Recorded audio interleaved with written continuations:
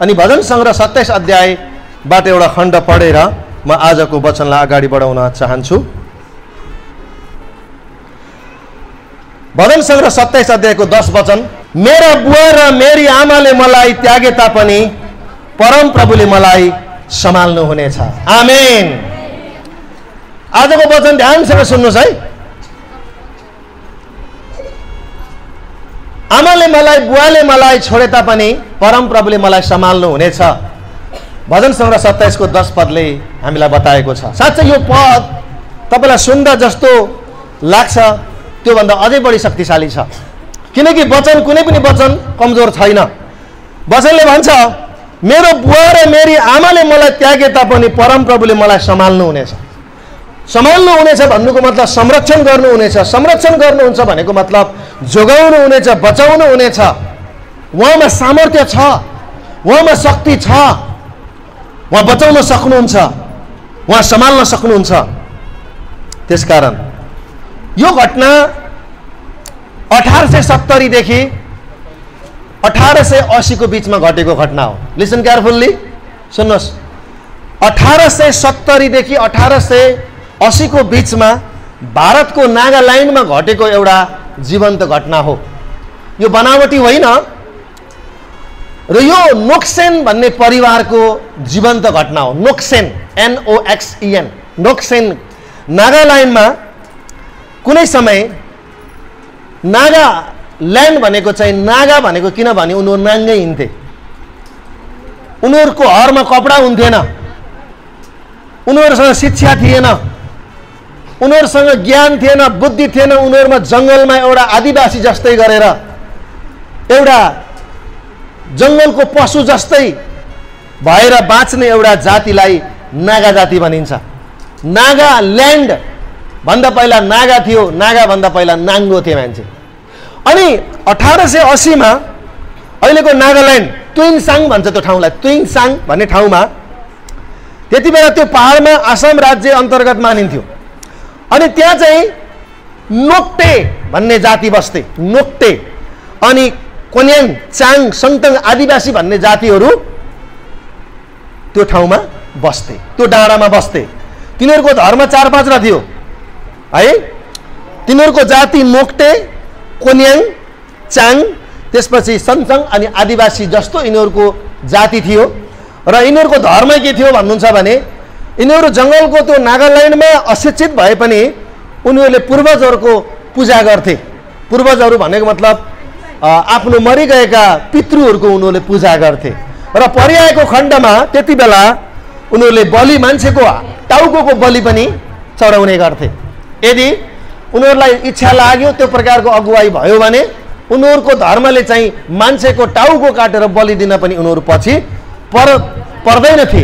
यसकारण उनीहरू एकदम अशिक्षित, अज्ञानी र शरीरमा कपडा पनि नहुने त्यस्तो जातिसँग ज्ञान बुद्धि हुने कुरा पनि भएन। र उनीहरूले आफ्नो देवतालाई टाउको काटेर खुसी बनाउने चलन उनीहरूसँग थियो। एक नम्बरमा यो पृष्ठभूमि तपाईँलाई बताएँ। नागाल्यान्डको कुनै एक ठाउँमा परम्परागत नोक्सेन भन्ने व्यक्तिको परिवारमा घटेको घटना हो यो चाहिँ है। अनि दोस्रो नम्बर, कसरी यिनीहरू चाहिँ प्रभुमा आए त? अब सुन्नुहोस् है। 2 नम्बर, मिसनरीहरू त्यहाँ कसरी आए? मिसनरीहरू कसरी आए? अब मिसनरी भन्ने बित्तिकै कस्तो कुरालाई बुझाइन्छ भने मिसनरी भनेको परमेश्वरको आत्माले अगुवाई र प्रेरणा दिएर कुनै पनि ठाउँमा जा र त्यो ठाउँका मान्छेहरूलाई सुसमाचार सुना भनेर बोलावट पाएकाहरू, दर्शन पाएकाहरू, भिजन पाएकाहरू व्यक्तिहरू त्यहाँ जान्थे। तपाईँलाई थाहा छ परमेश्वरले संसारमा धेरै मिसनरीहरू धेरै ठाउँमा पठाउनु भयो। जस्तो उदाहरणको लागि चाइनामा हडसन टेलरलाई पठाउनु भयो, भारतमा एउटा के अरे विलियम केरी भन्ने व्यक्तिलाई पठाउनु भयो। त्यस्तै थुप्रै तपाईँलाई थाहा छ। एकछिन मलाई कानमा लगाइदिनुहोस् है। भारतमा क्यापुचिन फादरहरू, रोमन क्याथोलिकका व्यक्तिहरू जो केरलाबाट पैदल हिँडेर काठमाडौँ आइपुगेका थिए। के गरेर अरे पैदल हिँडेर, केरलाबाट पैदल हिँडेर नेपालको भातगाउँ भन्ने, काठमाडौँमा भातगाउँ भन्ने ठाउँमा ती क्यापुचिन फादरहरू सुसमाचार बोकेर काठमाडौँका नेवारहरूलाई सुसमाचार सुनाएका थिए। उनीहरूलाई त्यहाँ काठमाडौँ आएर आउने प्रेरणा कसले दियो? परमेश्वरले। त्यो शक्ति कसले दियो? परमेश्वरले। त्यसकारण मिसनरी भनेको चाहिँ परमेश्वरले कुनै ठाउँमा जा भनेर खटाएर तिनीहरू जस्तोसुकै अप्ठ्यारो गाह्रो भए पनि तिनीहरू परमेश्वरले खटाएको ठाउँमा मिसनरीहरू जाने गर्छन्। अहिले पनि मिसनरी ठुलो ठुलो चर्चमा मिसनरी अहिले पनि खटाइन्छ है। मिसनरी खटाउने चलन छ अझै पनि। बाइबलमा हेर्नुभयो भने पावलको 3टा मिसनरी यात्रा छ।